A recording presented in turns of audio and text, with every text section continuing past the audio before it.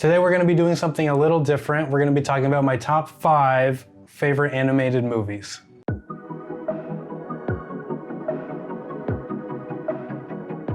So as I said, we're going to be doing something a little bit different. I even changed backgrounds to be in front of my movie collection. That way it looks like I know what I'm talking about, but I'm going to be talking about my top 5 favorite animated movies. It's not going to include anime movies or like DC animated movies because I could make whole videos dedicated to just those. But if there's any other categories of movies or TV shows that you would like to see my favorites for, just drop it in the comment section and let me know what you want to see. The Pagemaster. Macaulay Culkin. Need I say more? This movie is like really close to my heart. I grew up loving it. It's half animated and half live action, kind of like Osmosis Jones, if you've seen that.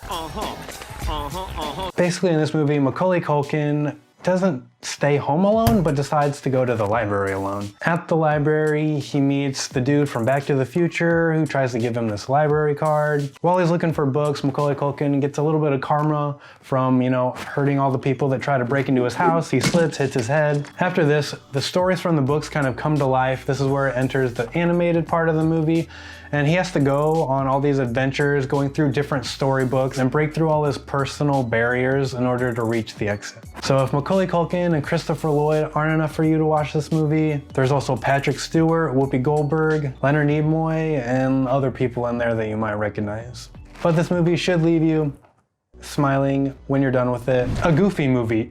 Yup. I can't really do his laugh, I'm sorry, I tried. So this movie is about Goofy and his son Max. Max likes this girl named Roxanne. Roxanne. Max really wants to impress her, and like every teenage boy, fails to impress her. So during all this, Goofy decides he needs some father-son bonding time with Max and wants to take him on this road trip. Max really does not want to go on this trip. However, he comes up with an idea to try and impress Roxanne. So the story is basically just father and son going on this trip and following all the events that happen during their vacation. And I think it's a good one for people my age or even older, really. As you watch this, it makes you feel really bad about the way you treated your parents when you were younger, especially when they were just trying to spend time with you or things like that. And you just didn't quite understand their point of view. But watching this movie, being a little bit older, you really kind of understand their side of it. So if you really want to feel bad about yourself or you loved eating cheese out of those bottles, this movie's for you. Also, there is a second one of these movies, an extremely goofy movie. This one is also amazing. It's basically Max going to college, and it's about extreme sports because, back in the day, Disney loved just putting out movies about extreme sports, but hey, I watched them, I loved them, and you probably did too. The Iron Giant. Get ready for the waterworks, guys. This movie makes me cry every time. Basically, a young kid befriends a giant robot that's from outer space, and the government wants to destroy it. Sounds a pretty spot-on story, right? This movie has a very nostalgic feel to it. Kids riding his bike, finding some creature in the forest, becoming his friend. People don't understand it, but he does. In terms of famous people, there's Jennifer Aniston, Cloris Leachman, Vin Diesel, who plays the robot, which is probably how he got his role as Groot. Superman. So, The Iron Giant, great movie to watch on a date. You guys can hold each other and bond over all the snot and tears. Cloudy with a Chance of Meatballs. The story is about Flint Lockwood, who is a scientist in this small town that really has nothing going for it other than sardines, I guess, which still isn't going very well because, it's sardines.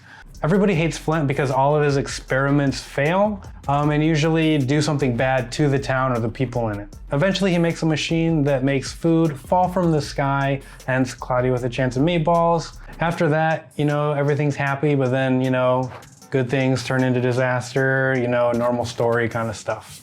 The reason I love this is it has all of the characters that you could want in a movie.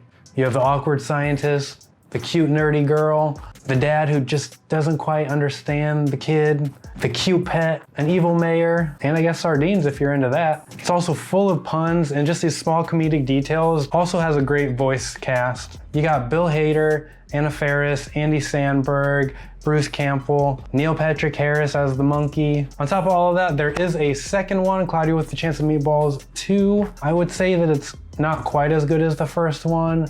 However, there is a really cute strawberry, so it's worth watching as well.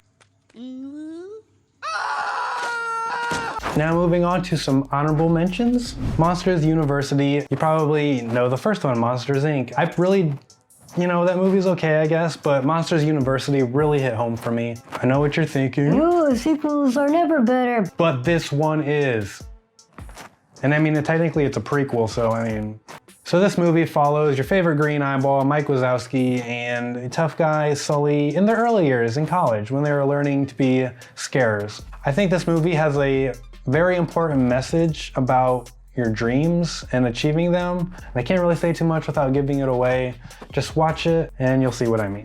Big Hero 6. This is the Disney movie about the inflatable robot Baymax, who is this awkwardly cute but doesn't know he's cute type of character. And Hero, this little kid who tried to uncover the truth about this tragic event that happened at the beginning of the movie. He also teams up with his friends and they dress up like superheroes and become this great legendary group known as Big Hero 6.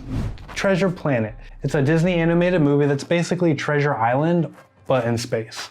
So basically you have this cool dude, Jim Hawkins, who's kind of like this rebellious kid. He gets this map from a dying pirate, and then he goes on an adventure to find the legendary Treasure Planet. If you like Joseph Gordon-Levitt, who voices the main guy, you like adventure and mutiny and pirates and swashbuckling and booty, then this movie's for you. Road to El Dorado. This is about two swindlers, Tulio and Miguel, and basically they get a map to the lost city of gold, you know, El Dorado. While they're conning people to get this map, things kind of go wrong. They end up floating away, but they end up on the island where El Dorado is located because, you know, story.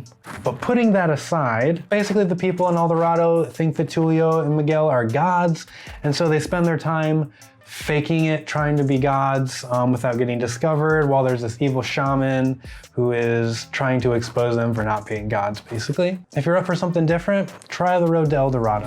Hotel Transylvania, another Sony animated movie. So this is a story about Dracula and his family and friends. Dracula owns this monster resort that's a kind of vacation for monsters to get away from the human world. However, eventually Johnny, a human, discovers this resort. He falls for Dracula's daughter, Mavis, who, let's be real, all of our high school emo hearts also fell for. After this, it's basically just Johnny trying to win over Mavis and Dracula trying to get Johnny out of his hotel without anyone knowing a human discovered the place. This movie has a lot of puns, is funny, and also has a lot of other like plot lines that are meaningful other than just, you know, the basic love story. So the cast is also really interesting. I'm going to put out the name, you know, Adam Sandler and his gang, and all of you are gonna be like, nope, not watching that, that's terrible.